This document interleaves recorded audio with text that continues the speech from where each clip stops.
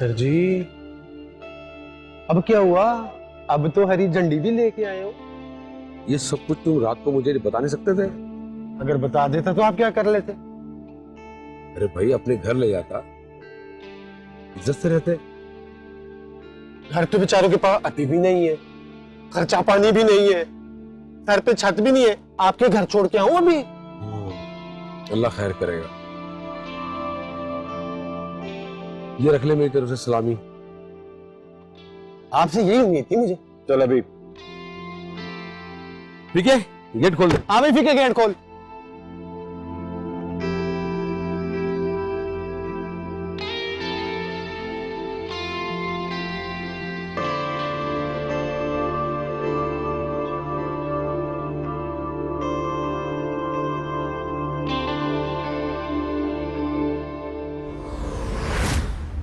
शीरी मरी नहीं है।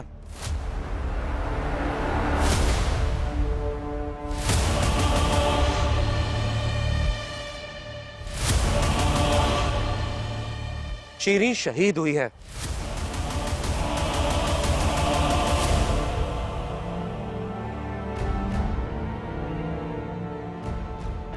मैं अभी मुफ्ती सलाहुद्दीन से बाकायदा फतवा लेकर आ रहा हूं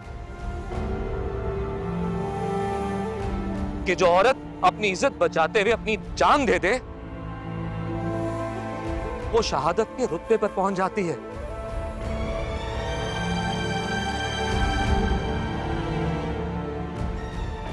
बेटी की मौत बहुत तकलीफदेह होती है, लेकिन मेरे चाचा, मुझे और मेरे पूरे खानदान को इस बात पर फख्र है कि हमारी औरत ने अपनी बेहुरमती पर मौत को तरजीह दी। और रही उस कमजात की बात, वो भी कहीं मर खप गया होगा, क्योंकि उसे अंदाजा था कि इस हरकत के बाद उसकी मौत कितनी तकलीफदेह होगी, इसलिए उसे इस तरह मरना आसान लगा।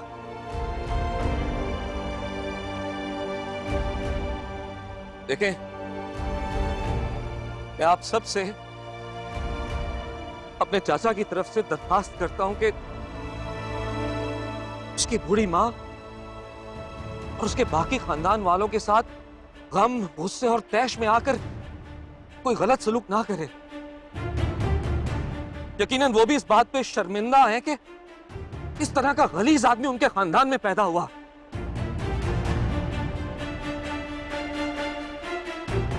लेकिन इसमें उनका कोई कसूर नहीं है। बाकी इस मामले में अगर कोई और बात सामने आई तो हम दोबारा आप सबको जहमत देंगे।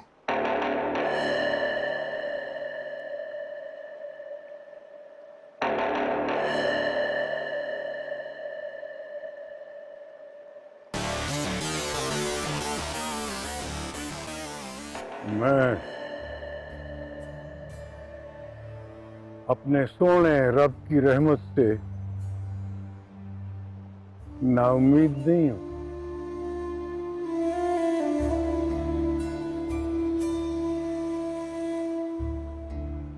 हालांकि सारी गवाहियां, शवाहिद उसकी मौत की तरफ इशारा कर रहे हैं। यहां तक के मेरे अजीजों अकारिब की उम्मीदें भी उसे दफना चुकी, लेकिन मैं फिर भी अपने रब्बुल इज़्ज़त की रहमत से, उम्मीद से मायूस नहीं हूं।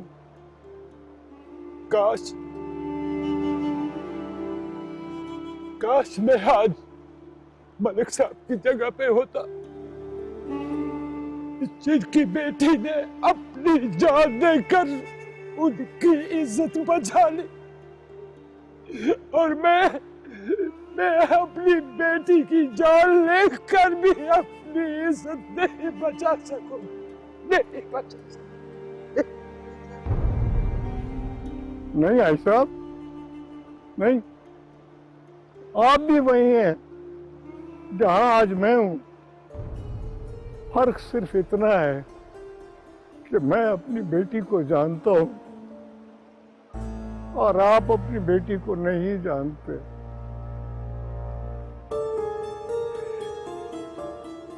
हमारे घरों से बेटियां भागती नहीं हैं, उन्हें कोई अगवा करके ले जाता। बस फर्क सिर्फ इतना है कि मेरी बेटी को बांध कर अगवा किया गया और आपकी बेटी को बहला फुसला कर।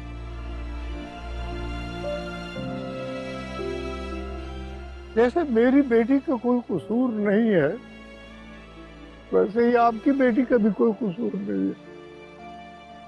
कसूर हमारा है। हम खुद अपनी बेटियों को उन वीरान गलियों में छोड़ जाते हैं, अंधेरी गलियों में छोड़ जाते हैं जहां कोई डाकू, चोर, मुचक्का, नौसरबाज, कोई बहरूप या ताक लगाए बैठा होता है। और जब वो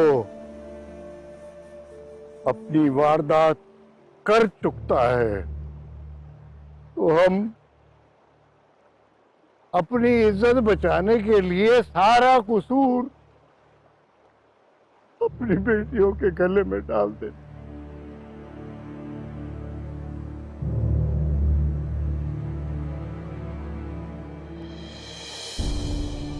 अपनी बेटियों को सजाएं देने से पहले हमें अपनी सजाएं तजवीज करनी चाहिए।